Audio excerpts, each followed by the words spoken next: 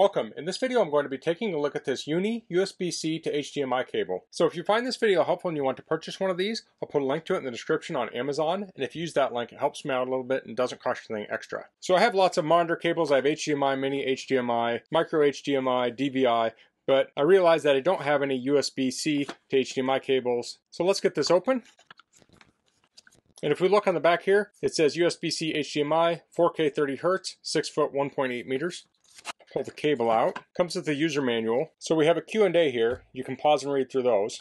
And here we have the cable. So this appears to be metal here with plastic on the inside. And this has a braided cable. So that sheath is going to give you a little more abrasion resistance. It's going to make it a little bit stronger. So if you're using this in a laptop bag or something, hopefully it'll make it last a little bit longer. Or if it's kind of rubbing on the edge of a table, it won't rub through as quickly. So a cable like this can be used with a lot of modern devices, like a MacBook, Windows laptop, tablets, phones. Now one thing to consider is your device needs to be able to output the video on the USB-C port. So you should look into that before you buy this cable. So look up the model of phone or tablet or device you have and see if it can output video on the USB-C. Now this is unidirectional also. So you cannot plug this into a laptop with HDMI and plug this into a monitor that has USB-C on it. It only works one way. This is your input and this is your output. So the device I'm going to be using this with today is an iPad Air 4.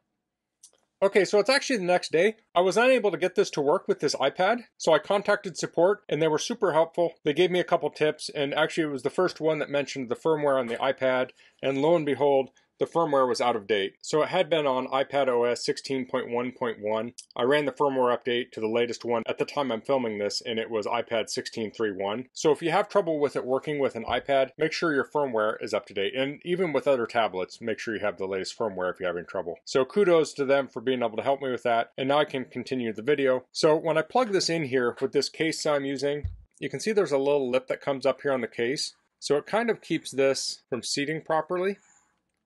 So I can stick it in about that far. Now with this case, I can just kind of press down here and it'll fit in all the way. So you'll want to look at your case and see how much clearance you have there. Let me show that again. So if I pull this away, it's only covering up just a little bit. So that's something to consider with this. So I'll plug that back in. Then I'll plug this into my monitor, and I actually have an extension cable on my monitor so I don't have to reach around behind it. So I'll plug that in.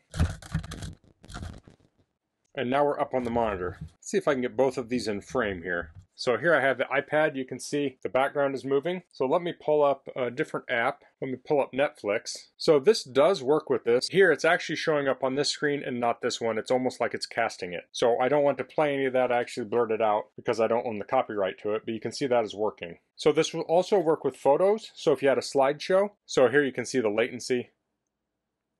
There might be just a little bit of latency there. Now depending on what you're using will depend on if it's going to be full screen on here. So with this photo, it's showing up full screen. When we're in the word processor, it's not showing up full screen. It has bars on the side. You can even pull the camera up on this here. So you could actually use this almost like an opaque projector. So if you're a teacher, you could potentially plug this into a projector in a classroom and use this to display something you're demonstrating in front of you. So that's the Uni USB-C to HDMI cable. Now I just showed it with an iPad. I've also tested this with a Mac Mini with the M1 processor, but this would also work with the MacBooks, I think Surface, probably Chromebooks, and devices that support the video out over USB-C. Now, as I said earlier, you're going to want to check compatibility. Like with a lot of the early MacBooks, you can only have one external monitor, so don't buy two of these and expect to run two monitors off of it. That won't work. But that's not the cable's issue, that's the limitation of the system. But I think this cable is going to come in handy as I'm getting a lot of newer devices around, and there are times when I want to hook them up to a TV or monitor. And like with the case of this iPad, if you're traveling, you could plug this into your iPad and put it into your hotel TV and say stream movies from the iPad to the TV. So that's very handy. Now one downside of this is that you'll need to make sure your iPad is charged up, as you can't charge at the same time you're using this cable. So that's all I'm going to cover in this video. If you have any questions, please leave them in the comments. If you like this video, please click like. If you haven't subscribed to my channel, I'd appreciate if you could do that. And thanks for watching. Until next time, goodbye.